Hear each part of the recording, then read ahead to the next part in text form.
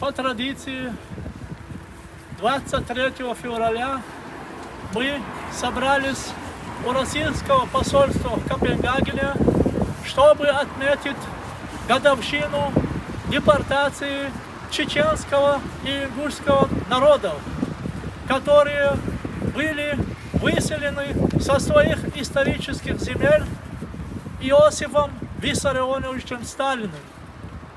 Все мы знаем, и многие народы мира знают о том, что депортация, которая произошла 23 февраля 1944 года, принесла чеченскому и ингушскому народам горе, страдания, смерти.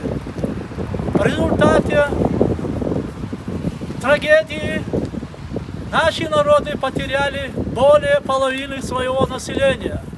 Многие умирали по дороге от голода, от холода, от невыносимых условий, которые были в товарных вагонах, предназначенных для перевозки скота. Вагоны, предназначенные для перевозки скота, в этих вагонах чеченцы и ингуши в течение многих дней добирались до Сибири, Средней Азии и Казахстана, где также их ожидали очень тяжелые условия и страдания.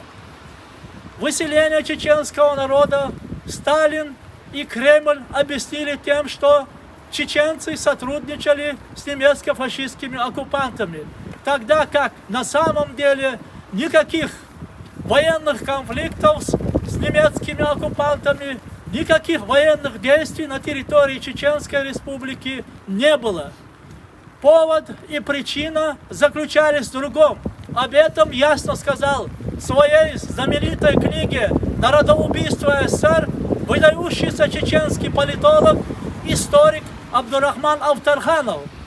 Он пишет о том, что главная причина депортации чеченского народа заключалась в том, что чеченцы вели перманентную, систематическую, национально-освободительную борьбу против России за свою свободу и независимость. Этом заключается причина также и войн, которые были развязаны в 1994-1999 годах.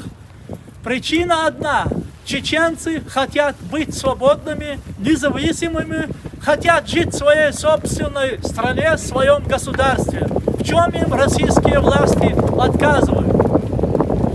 Мы также должны знать о том, что депортация чеченского народа была обсуждена на заседании Европарламента по требованию известного бельгийского депутата, героя бельгийского народа, мы можем его так и назвать, потому что благодаря его героическим усилиям, его голодовкам протеста в 2004 году в феврале месяца на заседании Европарламента была принята резолюция, которая признала депортацию чеченского народа фактом геноцида. Этим человеком, этим героем был Оливье Дюпуи, которому от имени собравшихся здесь мы объявляем свою благодарность. Как же чеченцы себя повели в степях Казахстана, Средней Азии и Сибири, рассказывает в своей знаменитой книге «Архипелаг ГУЛАГ» известный российский ученый, писатель, диссидент Александр Исаевич Солженицын.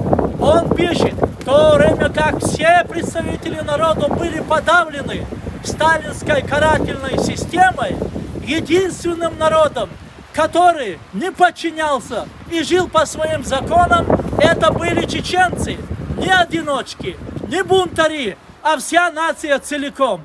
Оценка, данная этим известным русским писателем, говорит о том, что в период депортации российским, советским властям не удалось сломить волю чеченского народа к свободе и независимости. Мы должны знать о том, что если у нас не будет своего государства, если мы не деоккупируем наши исторические земли, не будет гарантии от новых войн, от новых геноцидов, от новых депортаций. Для того, чтобы защититься от России, от его посягательств на нашу свободу и независимость, мы должны деоккупировать Чеченскую республику Ичкерия. Также мы должны помнить о том, что первый президент Жохар Дудаев объявил 23 февраля День возрождения чеченского народа. Мы возродились, мы живем, мы будем жить и бороться за свою свободу и независимость. Общественно-политическая организация «Свободный Кавказ» требовала и будет требовать всегда, чтобы международная общественность, международные судебные институты, главы государств создали международный трибунал, который будет судить Россию за его военные преступления и преступления против человечности, не только против чечено-ингушского народа, но и против всех народов Кавказа.